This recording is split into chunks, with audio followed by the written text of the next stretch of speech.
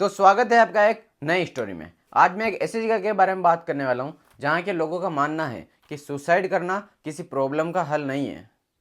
जी बिल्कुल, मैं बात कर रहा हूँ कोटा की। पूरे इंडिया में लगभग सभी कोटा के बारे में जानते हैं कि वहाँ पढ़ाई का स्कोर कैसा है, पर पढ़ाई के साथ साथ कोटा में कई राज भी छिपे हुए हैं। तो आज मैं एक ऐसी जगह के बारे में बात करने वाला हूँ जो कि भूतिया है और लोग वहाँ जाने से डरते हैं। और उस जगह का नाम ब्रिज राजभवन पैलेस है।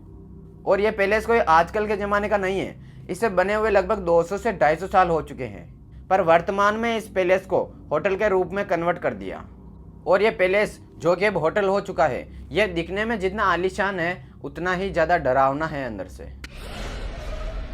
तो कहानी की शुरुआत होती है एक स्टूडेंट से। कोटा का एक विद्यार्थी जो कि हिस्ट्री का था, इतिहास का, और उस विद्यार्थी का नाम मोहन था। तो मोहन को अपने प्रोजेक्ट पर काम करने के लिए 3 ऐसी जगह पर जाना था जो कि काफ़ी ज़्यादा पुरानी है। लेकिन मोहन ने उन 3 जगहों में से एक जगह होटल राज ब्रिज भवन भी चुन लिया था।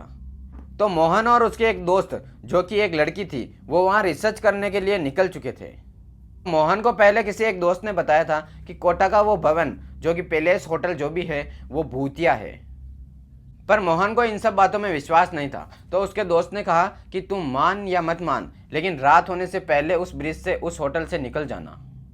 पर मोहन और उसकी एक दोस्त जो लड़की थी, उस लड़की का नाम शिखा था, वो दोनों वहाँ रिसर्च करने के लिए निकल गए थे। और जब वो वहाँ गए तो उन्होंने पूरे पैलेस को दिन में अच्छी तरह से देखा था, पर उन्हें ऐसी कोई एक्टिविटी नज़र नहीं आई जो कि उन्हें दर्शाती है कि ये होटल भूतिया है। उन्होंने चारों तरफ देखा, होटल के अंदर भी गए पैलेस के, तो उन्हें ऐसी कोई चीज़ लगी नहीं कि ये होटल भी भूतिया है। तो मोहन और शिखा अपने प्रोजेक्ट की रिसर्च करने में जुट गए थे। लेकिन जब शिखा और मोहन रिसर्च करने में इतने ज़्यादा व्यस्त हो गए थे कि उन्हें रात के 11 कब बज गए पता ही नहीं चला। तो मोहन और शिखा रात के 11 बजने के बाद वहाँ से निकलने की सोची। जब मोहन और शिखा वहाँ से निकलने लगे तो एक रूम से मोहन के मुंह पर काफ़ी ज़्यादा ठंडी हवा आई थी। और यह देखकर मोहन अचानक वहीं रुक गया और उस कमरे की तरफ देखने लग गया जिस कमरे से वो ठंडी हवा आई थी। जब मोहन ने उस कमरे की तरफ देखा तो मोहन ने देखा कि इस रूम पर तो ताला लगा हुआ है। फिर मोहन ने थोड़ी आवाज़ सुनी उस कमरे से, तो किसी व्यक्ति के रोने की आवाज़ आ रही थी। यह देखकर मोहन उस रूम के पास गया। तो मोहन ने वहाँ जैसे ही कान लगाया, वो आवाज़ जो कि रोने की थी वो बंद हो चुकी थी।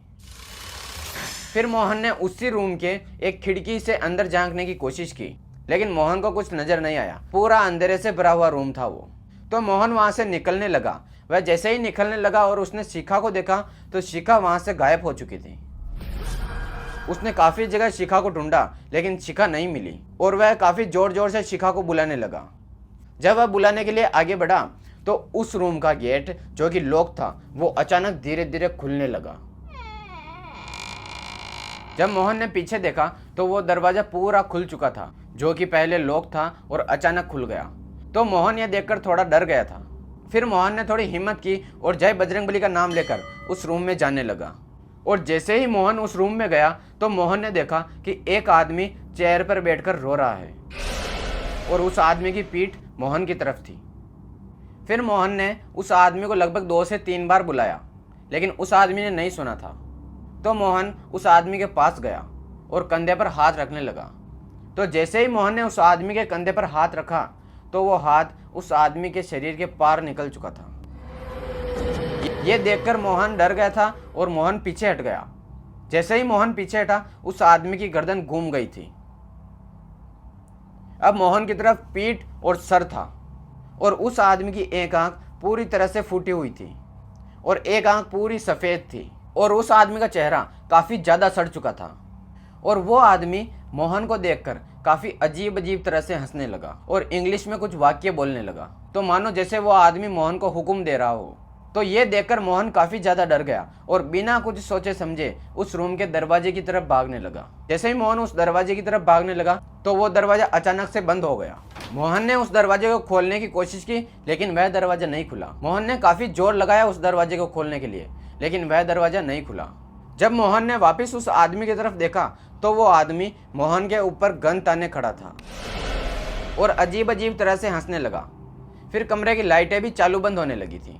ये सब देखकर मोहन ने सोचा कि आज मेरी ज़िंदगी का आखिरी दिन है और तब वो आदमी इतना जोर से चिल्लाया और उसने अपनी गन चला दी। उस आदमी के गन चलाने से ठीक पहले मोहन ने अपनी आंखें बंद कर ली थी। जब मोहन ने आंखें बंद करी तो आंखें बंद करते ही मोहन को लगने लगा कि मेरा कंधा किसी ने पकड़ रखा है और मोहन का नाम पुकार रहा है। जब मोहन ने आंखें खोली तो मोहन के सामने शिखा बैठी हुई थी, जो कि मोहन को होश में ला रही थी। यह देखकर मोहन हांफते हांफते उठा और उसने अपने चारों तरफ देखा तो सारी चीजें नॉर्मल थी। जब मोहन हांफते हांफते उठा तो शिखा ने मोहन को बताया कि पिछले 25 मिनट से तुम उस रूम की तरफ देख रहे थे और अचानक चीखकर नीचे गिर गए। ये सब सुनकर मोहन को कुछ समझ नहीं आया था कि मेरे साथ ये क्या हो रहा है। फिर शिखा ने जो बताया और मोहन के रोंगटे खड़े हो गए थे। शिखा ने बताया, जिस कमरे के बाहर तुम जमकर खड़े थे उस कमरे की खिड़की से एक आदमी लगातार तुम्हें घूर रहा था 25 मिनट से। जब वो आदमी खिड़की से चला गया तो तुम जोर जोर से चिल्लाकर नीचे गिर गए। फिर मोहन ने शिखा को वो सारी बातें बताई जो पिछले 25 मिनट में मोहन के साथ हुई थी। तो ये सुनकर शिखा भी काफ़ी ज़्यादा डर गई थी। जब मोहन ने उस पैलेस के बारे में थोड़ी जांच की तो मोहन को पता चला कि बहुत समय पहले इस पैलेस में एक ऑफिसर रहता था जिसको ये पैलेस काफ़ी ज़्यादा पसंद था, लेकिन उस ऑफिसर को किसी ने मार दिया था और लोग कहते हैं कि आज भी उस ऑफिसर की आत्मा इस पैलेस में भटक रही है और अपना बदला लिए बिना उस आत्मा को मोक्ष नहीं मिलेगा।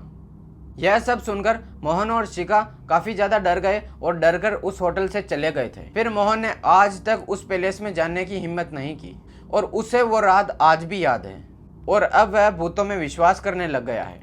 तो यह थी ब्रिज राजभवन होटल की कहानी। अगर आपके साथ भी ऐसा हॉरर इंसिडेंट हुआ है तो हमें कमेंट करके बताएं।